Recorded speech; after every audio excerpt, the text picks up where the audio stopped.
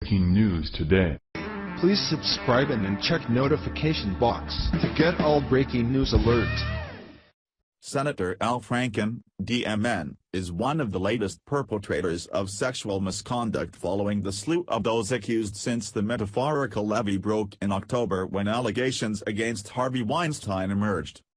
The latest details offer a disturbing glimpse into Franken's character. Variety reported a Saturday Night Live skit idea developed by Franken in 1995 in which it would portray him raping 60 Minutes reporter Leslie Stahl. The skit was described by Franken, saying, "I give the pills to Leslie Stahl. Then when Leslie's passed out, I take her to the closet and rape her. Or that's why you never see Leslie until February. Or, when she passes out I put her in various positions and take pictures of her." The skit, which never aired, was described in a magazine feature of Saturday Night Live, in which Franken and other SNL writers discussed parody ideas for Andy Rooney. Along with writers Norm Macdonald and Jim Downey, Franken discussed a skit first involving Rooney finding a bottle of sedative pills, and what sort of fictional responses would follow. However, the new apparent contradiction in Kushner's testimony, which lasted over 6 hours behind closed doors this summer, increases the scrutiny on the high-level Trump advisor, and could lead to calls for Kushner to testify once again. Abe Lowell, Kushner's lawyer, released a statement saying that the committee had asked the classic gotcha question. Mr. Kushner was asked if he had contacts with WikiLeaks, Guccifer or DC Leaks and said no. He also said he did not know of such contacts by the campaign. "From all I have now seen, his statement was accurate then as it is now," Lowell said. That Franken's creative thinking led him to rape is disturbing in itself. The details were revealed back in 2008 during Franken's Senate campaign.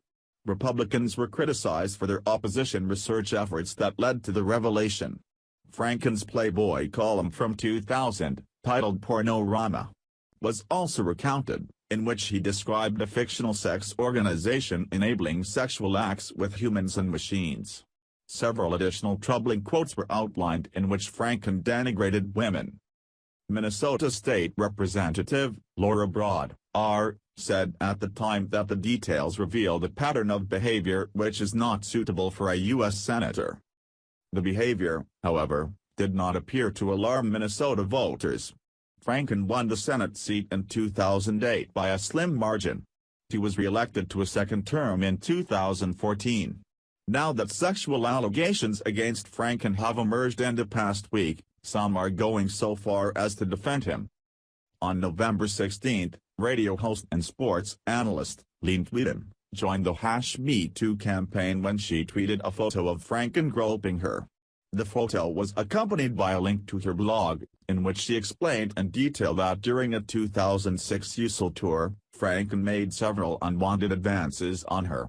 According to Tweeden, Franken forcibly kissed her while rehearsing for a skit without her consent, leaving her feeling disgusted and violated.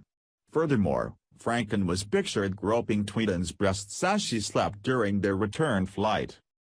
Franken issued an apology to Tweeden, stating, "I certainly don't remember the rehearsal for the skit in the same way, but I send my sincerest apologies to Lynn.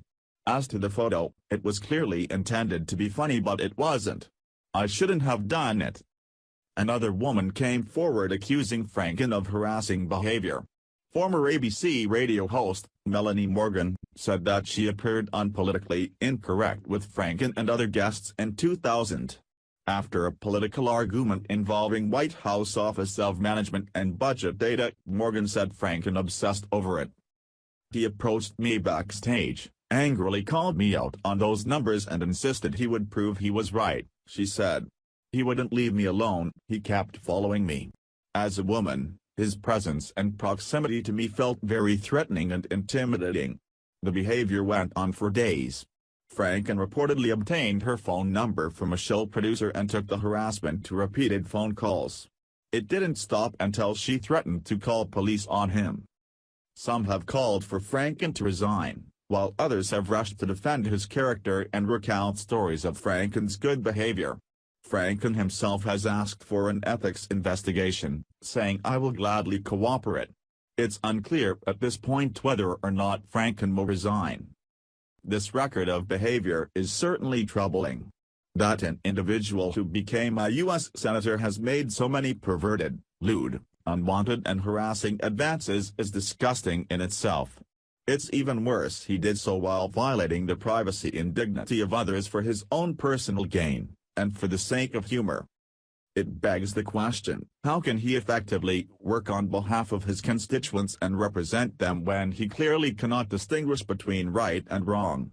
If Franken is as apologetic and remorseful as he claims, he will do the right thing and resign so Minnesota voters can choose someone who will defend their best interests. What do you think of this matter? Let America know of your opinion. Like us on Facebook. Together we will make America great again.